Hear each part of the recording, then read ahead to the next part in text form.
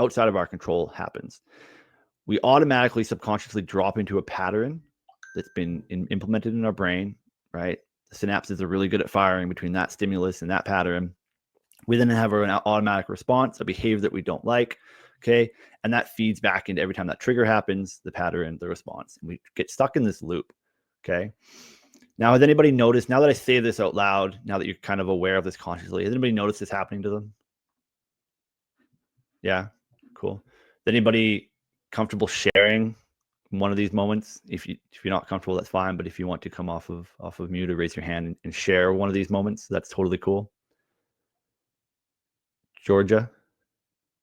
So I am somewhat social media challenged, not really on LinkedIn, but Facebook, because people, it's a different mentality and sometimes people bully. And if somebody bullies and you respond back because you're just caught in that moment, and I've done it. But what I've realized too, not necessarily from an NLP sense, but more from a neuroscience sense, is that you have the left side of your brain and the right side. You have logic, and then you have feeling and emotion. But the feeling and emotion side, the right side, works faster. Think about a spin cycle. And then your logic side is much slower. So when I think about it in, I guess, a logic sense, I'm like, okay, I know I got triggered by something, but I have to give my brain a minute to get off the spin cycle and calm down, take some deep breaths, and give logic like a sense, give it a chance to just catch up before I react, and put it on ice for a day or so and then come back to it. And you may actually shift your perspective in the meantime. Yeah, no, that's a perfect example of how it happens. And generally, I would say how most of us probably move through that, right? You're like, I know I'm reacting badly. I need to step away, right? The problem, of course, I identify with like, when you're dealing with a child or something that's right there that you can't step away from, right? How do you then do that, right? And that's why we need to shift. We need to shift that emotional, that subconscious reaction, because we don't have time, or maybe we're not in the position to wait until our logical brain catches up with it, right? Yeah. But no, thank you so much for sharing that, Georgia. Yeah, absolutely. Anybody else? Anything that they want to share? Van? Yeah, I can share something. Vaughn? So, and I have a 12-year-old kid, and this is really is relatable to me. So I grew up in a household where like nothing was enough, particularly to my dad. Like I always felt like nothing was enough. So I see that, like when my son said the other day, he's like, "Oh, the floors are dirty in the house." I flipped out. Right. Like, and like he would just, and the fact is we have 3 dogs, the floors are dirty. He was just stating a fact, but I took it as a criticism. So I really had to, step back. And I mean, I did react, and then I had to step back and then go back and apologize, because I realized after the fact that that was a reaction, not a response.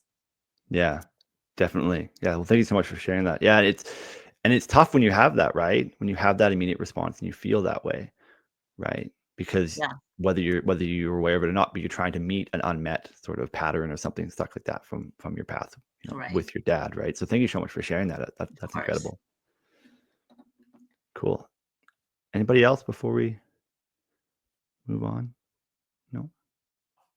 Cool. Awesome. Okay, so we're gonna walk through 2 different sort of methods here. Okay, I'm going to talk about them first, and then we're actually going to do them kind of live here on the call. Okay, so the first one that I'm going to chat to you a little bit about, we're going to talk about the trigger itself and how we can sort of change that. So let me just show you guys another. I'm a visual. Anybody else who's visual learners here? Because I'm very much a visual learner, which is why I like to yeah, a few hands. Cool. All right. So who knows about Pavlov's dogs? Who's heard that kind of theory before, right? The whole ring a bell and I'll salivate. If you're a Bare Naked Ladies fan, that song is always gets in my head every time I think about it, right? Yeah. So for those of you who don't know, right? Pavlov had dogs. Georgia's got a bell. Is that what that was, Georgia? Yeah. So Pavlov essentially had this idea that like we can react to an outside stimulus in a way that we're not aware of.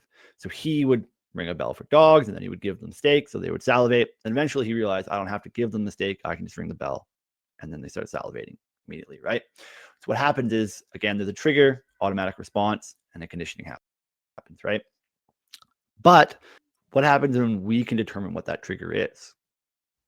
Okay. So we can, quote unquote, ring our own bell. Now, you've probably seen this before, you've done this before, and you're not aware of it. So in sports, I like to use sports as a metaphor for this.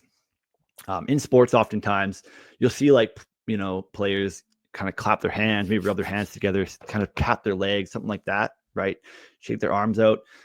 Whether they're doing it consciously, they realize what they're doing. A lot of times what they're doing is they're actually physically anchoring themselves back into a feeling of confidence, back into where they felt when they were training and they were doing something, and they did that same motion. So they're creating a trigger for themselves, a physical trigger that makes them react with a certain pattern that they've pre-programmed into their brain to have an automatic response, right? So we're going to actually walk through a process called anchoring here in a moment, where we get to do that exact thing. Cool. Everybody understand the concept there? The whole creating our own trigger to make us feel a certain way. Yep. Sweet. The other thing that we're going to go through today, guys, is we're going to kind of change so we're going to do this on a light level because we don't have a ton of time to go deep with everybody right now, but we're going to sort of change the meaning behind a situation. Okay. So we can't always control the trigger, right? Things happen in our environment that were completely outside of our control. So we can't always control what's triggering us, but what we can control is the meaning that we give behind that thing. So you can think about this. One of my new favorite metaphors for this is kind of like a Spotify playlist, right? So some of you may have Spotify or other audio listening software. And when you hit shuffle, it just starts playing music, right? Now you can go in and change the cue and the order of the songs, but imagine if you couldn't for a second. Imagine if the songs just came up and whatever song came up was the song that came up and you didn't have any control over that and you never got to see what song was going to come up, right? That would be fairly disconcerting, wouldn't it? Right? You'd be listening to smooth jazz at one moment and then Highway to the Danger Zone would come on next. And you'd be like, I don't want Highway to the Danger Zone right now. I was enjoying my smooth jazz. This is kind of the way that our brains are running, right? We don't get to choose what response comes up subconsciously. But the work that I do and what you're going to experience today is you can go in and now you get to see the cue. And now you get to choose what song comes next. You go, I don't want Highway to the Danger Zone. I want, is it Sweet Temptations or something like that? I can't remember the super popular jazz song right now, right? But that's kind of how it works. You get into that program of your brain and actually change it. And so we're going to walk through a super surface level kind of version of this. But by changing the meaning, we get to choose a new pattern that our brains fall into. And then we get a new automatic response. So those of you who might be like neuroscience fans or kind of more into that kind of thing, what's sort of happening? Well, that's not what's actually happening in our brains, right? Is that when something happens, there's a trigger in our brain and there's a synapses there's a connection between one synapses and another synapses.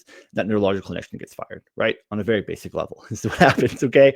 The more that happens, you get what's called a myelin sheath that gets created around that and essentially makes it more and more conductive to each other. The more it happens, the more conductive it gets, kind of like a superhighway getting formed by somebody driving over it more and more, right? What you can do is create a new synaptic connection to a different neural pathway, okay? So that's the new pathway, and then we can reinforce that pathway. And what this work does is actually subconsciously creates that new neural pathway, and then you can reinforce it. Cool. Does that make sense? Pretty cool. I'll give it the neuroscience in now. Here's the cool thing about my favorite thing about this work is that even if you don't fully understand why it's working or what it's doing, it still works. And it's something that I've always found when I do this work is sometimes I'm like, well, I don't know if this is going to work, but we'll do it and see what happens. And then it works. And then results happen. And it can be weird sometimes. So I will ask you right now as well to just, something that I had to learn is just trust your subconscious. What do I mean by trust your subconscious? Okay. Is it just go with what your subconscious gives you. There's no right or wrong when it comes to your subconscious because it's your subconscious, right? Here's a quick example of that to get you guys all on the same page. If I asked you right now, okay, I'm thinking about a number between 1 and 10. What is that number? All of you just came up with a number, right? Instantly, your brain came up with a number. I don't know what that number is, obviously. It could be anything. For many of you, it's going to be a different number. But that was your subconscious brain just going, I don't know that one. Here's a number. Use this one. That's your subconscious brain. And that's the way that I want you to kind of treat a lot of the exercises that we go through. Don't overthink what you've come up with. Just go with whatever your brain is giving you, because that's your subconscious just coming out. Cool? Okay. All right. One more quick share here, and then we're going to dive into some fun stuff. Okay. So we're going to dive into this first little exercise here in a second. I'm going to stop sharing in a moment once I've kind of explained it a little bit more. All right. Now with this exercise, guys, some of you might notice this right away. Some of you may experience something like this before. But either way, you're going to notice something change. Okay. And like I said, you might notice it physically. You might notice it show up in your body. You might notice it kind of mentally. But however it showed up for you, again, it's just the right way that it's going to show up for you. Okay. So I'm just going to ask really quickly, does everybody have a window in their space that they can look at? So let me ask, does anybody not have a window? Cool. Nobody. Can everybody see? Well, excuse me. Can everybody see the sky from outside their window? Okay, perfect.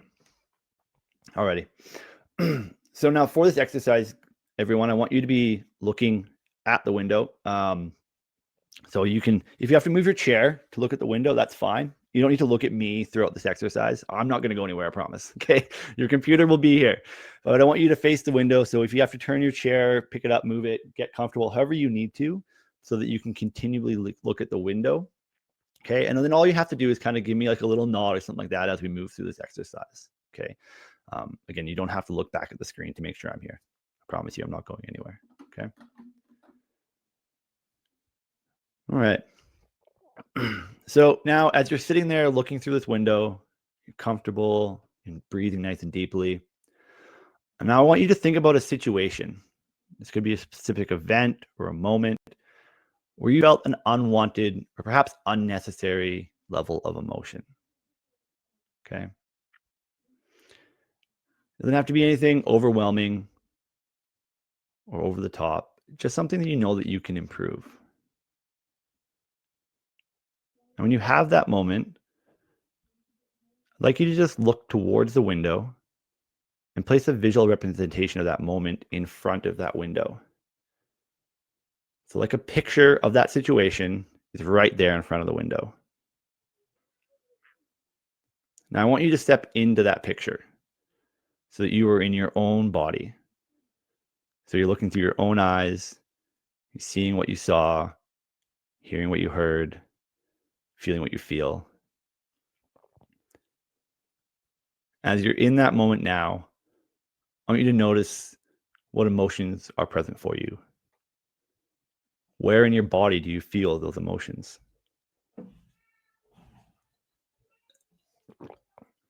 Now I want you to take that picture and I want you to make it brighter.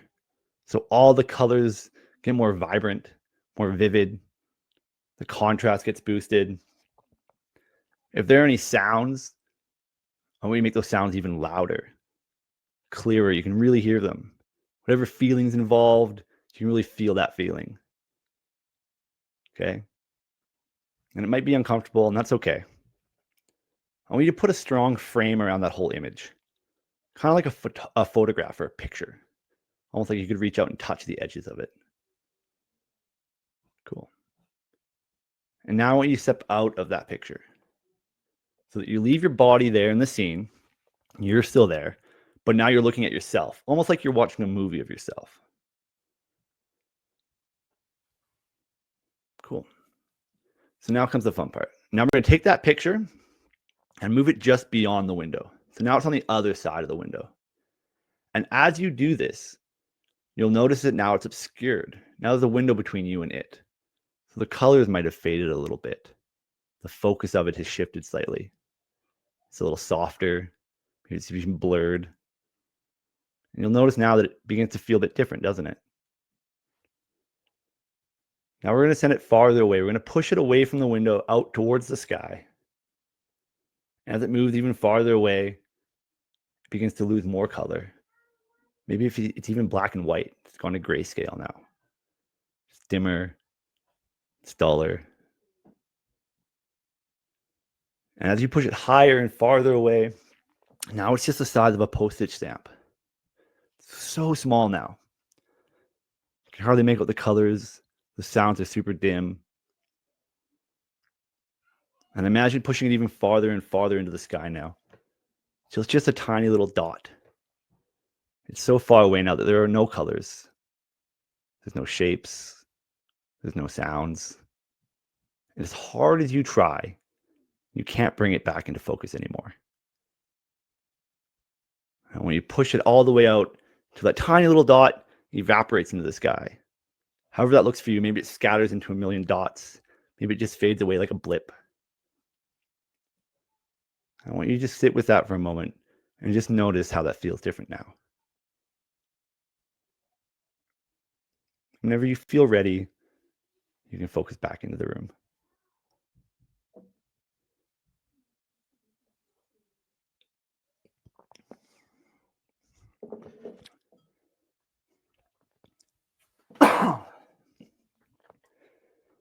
All right. Now, if you want, guys, just give your head a little shake, maybe your shoulders, give yourself a bit of a shake. Let that feeling kind of sit in the body there. Cool. Anybody, actually, before we do this really quickly, I want everybody right now to imagine a time in the future, okay? Maybe tomorrow, maybe next week, okay? When you might have felt that old reaction that you felt during that event, okay? That old emotion, that old belief. And notice now in that event, no matter how hard you try, that level of that emotion is no longer there. That old belief is no longer driving you. That old emotion doesn't feel like it's there anymore, as present as it was. Cool. Does anybody feel comfortable sharing a little bit how that felt for them? Maybe physical, mentally?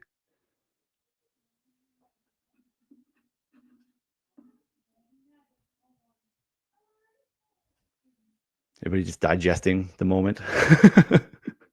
I see a lot of smiling faces, which is good. A lot more lightness happening here, which is great. Cool. Now, what we can do as well, I'd love to kind of see this kind of from a data perspective here. But if you could, in the chat, I want you to put kind of that old emotion versus the new emotion from a scale of 0 to 10. Okay. So 10 being like it was intense, I couldn't control it. 0 being like, I'm comfortable with it now. And I want you to be aware as well that, like, I'm not saying you're not going to feel the emotion. Okay. The strong belief in NLP that all of our emotions have a good intention. Okay. Even fear, which a lot of people think is a negative emotion, fear's actually got a positive intention to it. It keeps us alive. Without fear, we'd walk into traffic and get hit by a car. Okay. Fear is important. All of your emotions are important. Okay. The difference is we don't want unwarranted or unwanted levels of them so that we can't react the way we want to. Okay. So maybe it was anger that was the issue. You can still have frustration. That's okay. Right. I still get frustrated at my toddler all the time, but I just get frustrated because he's a toddler. I don't get angry and it's not unwanted. I can go, well, this is frustrating, but life goes on. Cool. So if you want to, yeah, I'll have a quick peek at the chat here. I'm curious if some of you top numbers in there. Some of you notice a tiny difference as well. Yeah, cool. The other thing I'm going to do for you guys as well, that if you ever want to kind of experience this thing again, I've got an audio recording of it. So I've put that up. There's a website, freemanbeals.com/top, and you can access that. So you can go there, grab your chunk of your audio, and then you can access this at any time. So if you want to go back and do it again, it's on there for you guys. I'll give you guys that link. Thank you, Freeman. Cool. Alrighty, let's dive into another one here. So I'm going to explain this one. This one's a little bit bigger. It takes a little bit more explaining. So let me explain it here really quickly for you guys. All right. So much like Pavlov's dogs, okay, we can set our own triggers, and that's what we're going to do in this one. All right. So we're going to create a physical trigger for ourselves. This is called anchoring. Alrighty. So typically, my mentor, my trainer taught me a good spot to anchor was kind of between your two knuckles, your pointer finger and your middle finger. There's a spot in between those two knuckles, okay? That's the spot that we're going to use as our anchor. So you want your anchor to be somewhere that it's not going to get kind of triggered randomly, right? So if it's like in the palm of your hand, like you're going to shake hands with somebody in that anchor, it's just going to, it won't defeat the purpose of the anchor, but it'll lessen the impact of it. So you want to choose a spot. Some people like a lot of, actors like that will use like their earlobe as well. Some people will pinch that to use that as their physical anchor and stuff like that. For me, I like the knuckle one. I find it really easy to use. Okay. What we're going to do in a moment here, I'm going to walk you guys through this process as well, like I did the last one. But I wanted to show you this visual because it's really quite important. So what's going to happen is you're going to start to feel an emotional state that you want. So we're going to focus on a positive state, again, towards something that we like. And then as that emotion, that feeling starts to ramp up in your body and your mind, you're going to kind of push on that anchor. And then I want you to hold that anchor for 5 or 10 seconds. Okay, no more than 15. All right, until you get to right about the very peak of that emotion or that feeling, and then let go of that anchor. Okay, because you want to make sure that you only anchor it to the intense parts of the feeling and not the downward part at the very end. Hands up if that kind of makes sense to everybody. Cool. All right. So we're going to kind of walk through this here now. So many buttons to press on here. There we go. Cool. So if you can, I'd like you to think of a time, this could be any time, when you felt calm, you're confident, and just completely in control. It doesn't have to be the biggest moment in your life. It could just be a small, simple moment where you just knew inherently that I've got this. And if a real memory doesn't come to you right away, that's okay. You can just imagine what it would feel like to feel totally calm, totally confident, and totally in control. And I want you to imagine what they would feel like, really feel like in your body where that sensation lies and where it feels like to have that level of calm, confidence, and control. And once you have that moment, again, I want you to step into your body, into that moment. Okay, so you can see what you saw, hear what you heard, and feel what you felt in those moments. Take a second to notice the lights, the colors. If there's sounds, maybe notice those as well. The tone of voices in the area. Maybe it's even silent. Like I said, whatever comes up to your subconscious is what's right.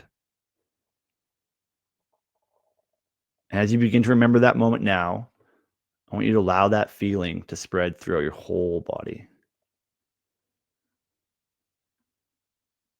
And now I want you to make that picture again brighter, more vivid.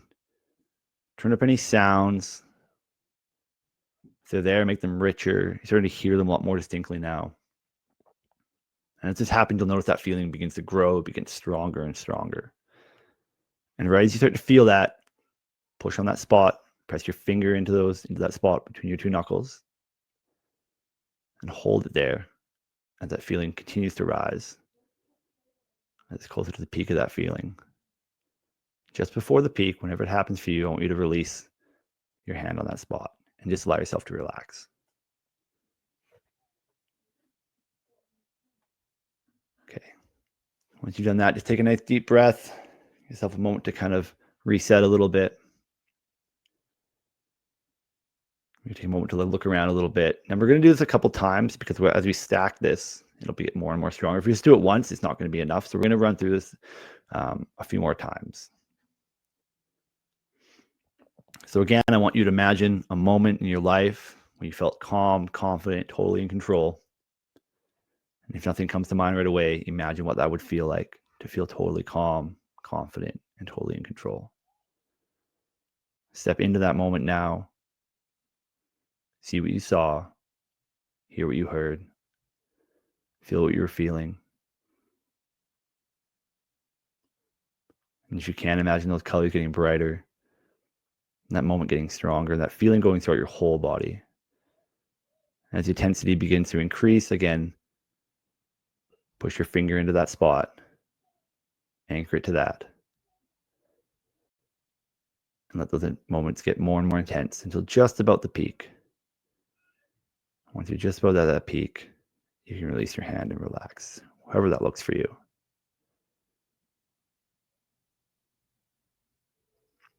And once you're done that, give yourself a little shake, a deep breath if need be.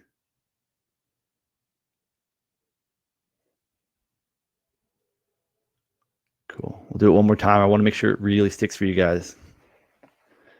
So one more time, I want you to find an event. It can be the same event. You could use the same one over and over again. It doesn't have to be a new one. But imagine yourself back into that event, seeing what you saw, hearing what you heard, and feeling what you feel. Imagine those colors getting brighter, the sounds getting clearer. And as that feeling begins to spread throughout your body, push your finger onto that knuckle again. Notice how it gets even brighter as you push on that finger. Those feelings get even more and more intense. Right before they reach the peak, you release your finger off of that knuckle, however long it takes for you, and just relax again.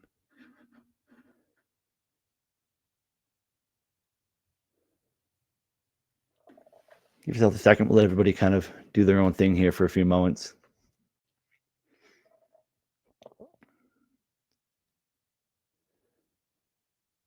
Cool. Once everybody feels like they've kind of got that locked in, give me a thumbs up or a wave in the chat here. Let's make sure everybody feels good before we move on.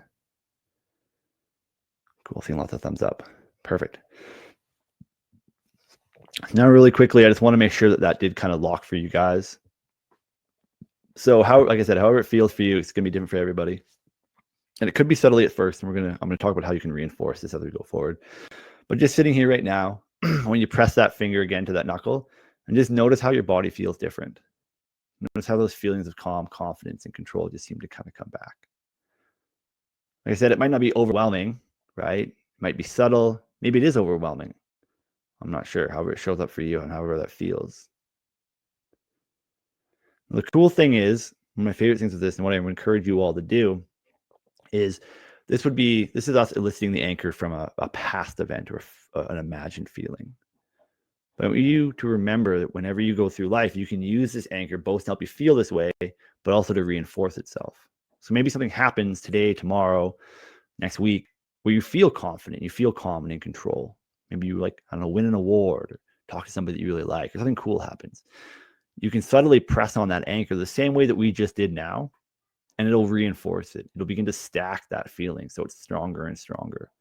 And stacking it in real life when something happens will just increase how strong it happens when you need it later on. So you can now use this whenever you're feeling a little off. For a lot of people, maybe before they're giving a presentation. I still use it before giving a presentation, right? Maybe as a parent, your kid's kind of driving you nuts and you're like, losing my mind. You can subtly just push on that anchor a little bit and go, yeah, no, I'm okay. I'm calm. I'm confident I've got this. Okay. Cool. Does anybody see how that could be useful to them in the future? Yeah. Anybody feel like they can maybe give an example of when they can imagine themselves using this? Again, you can type that in the chat. You can come off mute and let me know when you feel like you could use this or when you think it'll be helpful. Jason? Yeah, I know this is the second time I've gone through this. You and I did this once before, and it was right after we had the last Outlier Connect group, and Scott and I and a couple of people, Scott Heathman, were talking about my anxiety to be on stage and to tell my story. And so when you and I did this, that was one of the things that I came through, that I can push some of those things that are keeping me in that zone of, in my head and all that stuff that's telling me no one wants to hear that, and that part of the story, and to get past that fear and anxiety and those emotions to be able to share my story in a productive way. So I appreciate the work that you do. Oh, thank you, Jason. Thank you so much for sharing that as well. And I appreciate taking the time to work with you as well. It was absolutely amazing. So thank you for being vulnerable and doing that. Really appreciate it. Cool. Now we're kind of all done all the bits and the intent stuff now. So if anybody has any questions about anything, if they want to share any big aha moments that they had during this, I know that certainly sometimes people think that, I don't know if other people are feeling this way, but you'd be surprised. So if you had anything and want to share, by all means, I would certainly love to hear it. Hi, Freeman. It's Jennifer. Hey, Jen. Hi. I did EMDR therapy, and this is very similar, but in a very less invasive way, much more friendly than what EMDR is. EMDR is super effective, but what you just taught us can be done in a very short period of time versus, right? I mean, to take away a trigger. So that was very good. Thank you. You're very welcome. Yeah, EMDR is incredibly powerful. I don't have any training in EMDR, but I'm aware of it. And EMDR is amazing for dealing with intense traumas, which is something that I don't have the training to kind of do, right? That super high level trauma thing, right? PTSD and stuff like that is often used for EMDR. But yeah, a lot of this stuff is much more, I love the way you said that, less invasive, because a lot of it can be done without actually having to share anything, which I think is really cool as well. Because for some people that's uncomfortable, right? Like, Right. Especially I know, like, I've always struggled with things like talk therapy, because that whole like explaining what happened in emotions can be challenging for some people, right? But a lot of this stuff can be done context free. So Yeah, it was Thank good you. stuff. Thank you. And of course, what you guys saw was like a very kind of surface level thing. I actually meant to mention, so like that whole changing the way that you feel about an event. So that whole disassociation thing that we did there will change how you feel at one event, very surface level, right? But our brains store things in what's called gestalts. So gestalt is just a fancy way to say a grouping of similar things. It's called a gestalt. Our brains do the same thing because they like to be efficient, right? So they store memories in gestalts. And some of the deeper work that I do, which would require more than the time we had together and is more one-on-one basis, it's hard to do in a group, is changing your core belief about that gestalt. So instead of changing one event, all the events change. And it's quite an intense procedure because your brain goes through this massive subconscious change. So that's like a lot of timeline therapy work and stuff like that that I feel very, very grateful to do with people. Anybody else kind of any questions around this stuff? Freeman, it's Arlen. I really appreciate this.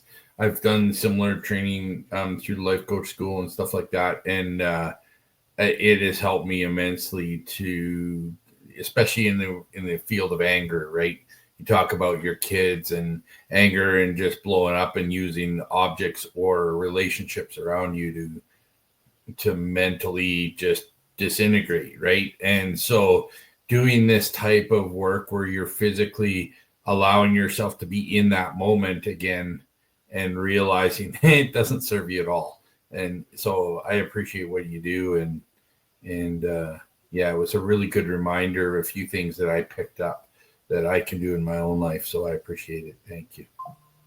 Thank you for sharing that, Arlen. That, yeah, I know that kind of stuff can be tough. So, thank you for sharing for that. And yeah, I'm sorry that you have to deal with those things of anger. I know that they're not fun, those feelings. So I'm glad that this helped, and it's glad that it has kind of also kind of triggered some old learnings as well. So that's super cool. Thanks so much. Yeah, you bet.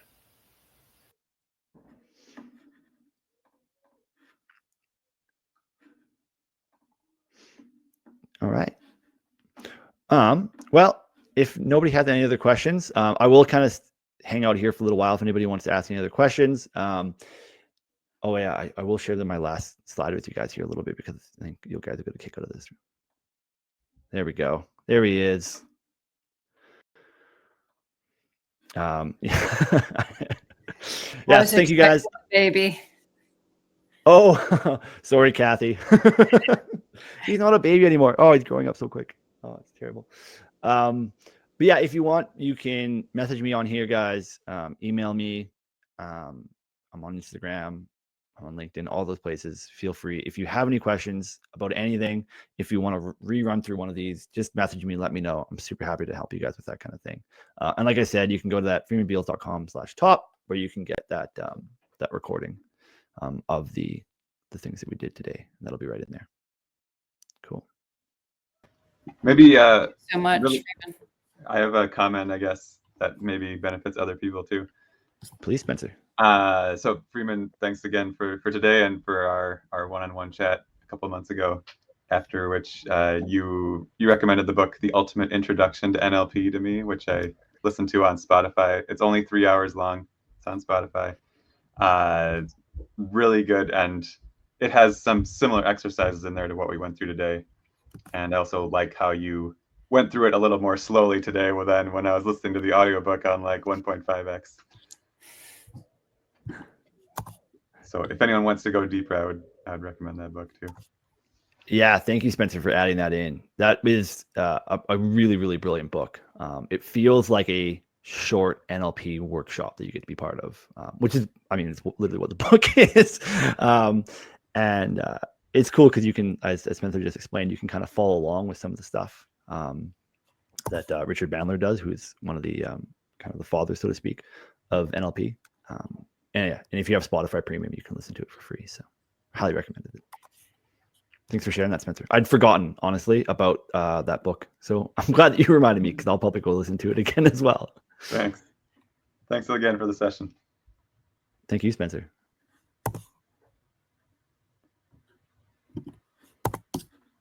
This is great, Freeman. Thank you so much. For everybody, you guys have the ability to do a power hour if you want to submit a topic. I think one of the great values of the Outlier Project is hundreds and hundreds of members that have all these unique expertise in all kinds of different subjects that just make us a really, really powerful community. So unlike others that are very, very narrowly focused on maybe just one industry or one job title, we are about as eclectic as you could get. So if you want to share a little of your expertise, whether it's, our car buying expert Crystal or anything else, I always find these to be really, really fascinating. So all you have to do is submit your topic to Kathy. We just need to make sure it's appropriate for the group, and then you're up to do your power hour. But thank you, Freeman, so much. I just put the link to that quick application in the chat if anybody's interested in doing that now, or reach out to me after. Yeah, I guess last plug, have a great weekend, guys. But last plug, we are less than 30 days from Running Man. So if you're interested in joining us just outside of Atlanta, our collaboration with Jesse Itzler for Running Man, let me know, or Kathy, or you can just go and sign up. But we do have a discount link or a discount code for you guys if you do want to go. And then we start our Who's Your Oprah cohort, which is how to build high impact, high access relationships. That starts September 2nd and runs 4 nights. That one's a Tuesday, but the other ones are Mondays. So looking forward to seeing you guys there. So all you have to do to sign up is just go right into Circle and you can sign up. There was a little confusion that you had to set up a meeting with me. And as much as I would love to meet with you guys, you don't have to set up a meeting with me. You could just sign up. Cool. Thanks, guys. Good seeing you all. Thank you. Yeah. Bye, everybody. Thank you.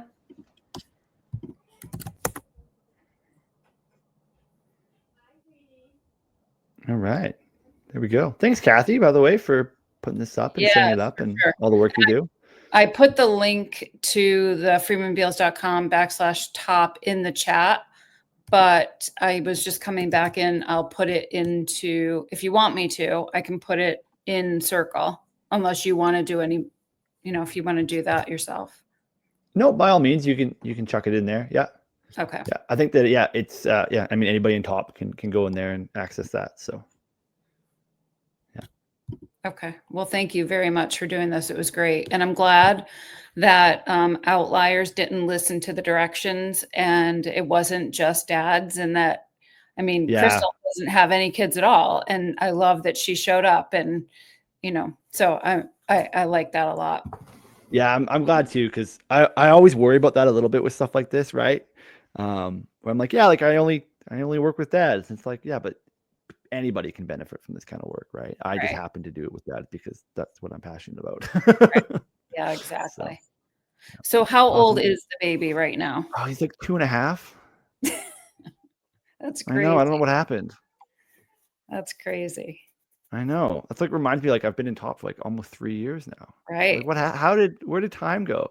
And Yeah. me and my wife were sitting on the couch last night working on our laptops, and like I get Google memories that come up on my phone of like, 2 years ago, and like when he's just like super tiny and was like just starting to walk around and stuff, and we're both like, oh, Yeah. it We does. haven't seen Annie in a while either.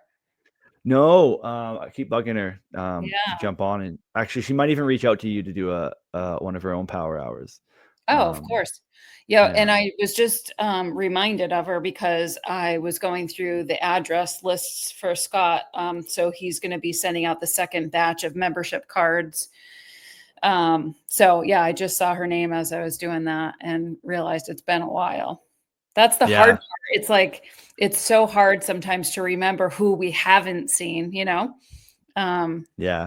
No, and she, I think it was just the other day, she was like, oh yeah, I got to make sure to jump on the top more often. I actually just got the app on my phone yesterday, which helps because now it's like a bit more front of mind.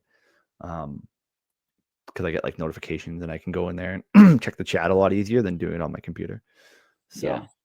That's been super beneficial. But Good. yeah, no, it's great. And I was like, oh man, like part of me was like, oh, I should go to Running Man. But then we're both at a hypno conference in Detroit on the same weekend.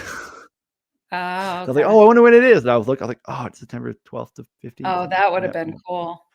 Already in Detroit. So, but I'm super, like, I think as things kind of start to progress here over the next year, yeah, like, I was so close to flying up to Nicaragua last year.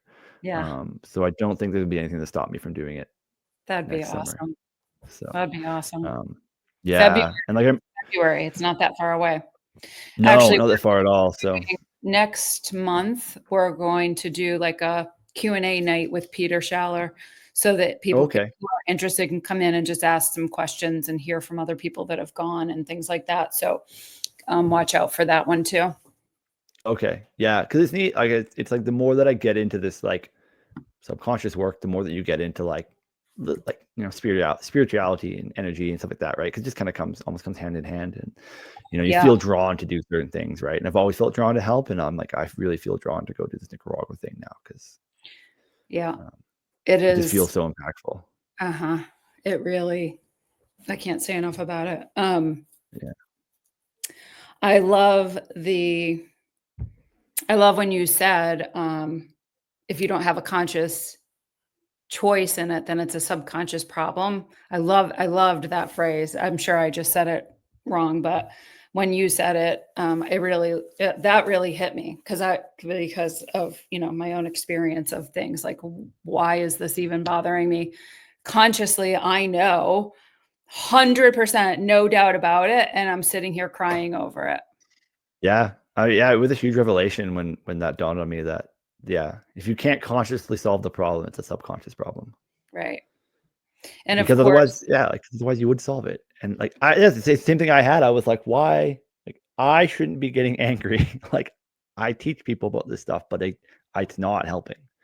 And that's when I'm so grateful that I found this kind of work, because I was like, oh geez, this is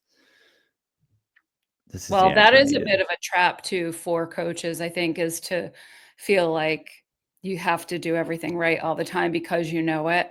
And I fall into that all the time, of course. Like I don't want to tell somebody that I'm, falling apart because I'm into self-care and coach everybody else. But, the fact is it's true. And we all need reminders from each other and to hear things different ways and see things differently. But, yeah, it's really good.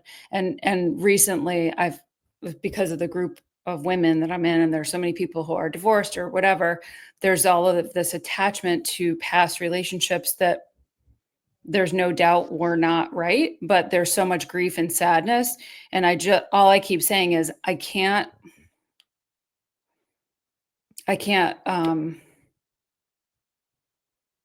it's not about them. It's about something that's triggered in you, which is, for me, loneliness, fear, rejection, right? It's not about the other person at all. So that's the subconscious part. The conscious part is like, I know for sure that this relationship is over and that's a good thing. But the subconscious part is, will I ever meet somebody else? Will I ever find love again? Right. So it's, but so many people are going through that same thing, no matter if it's a job or a person or a friend or whatever it is. It's that. Yeah. So really interesting and good timing. So thank you. Oh, I'm glad that it could resonate so well with you. And I can tell that it has, just by the way that you're speaking quite passionately about it and the emotion in your voice. So I really appreciate that.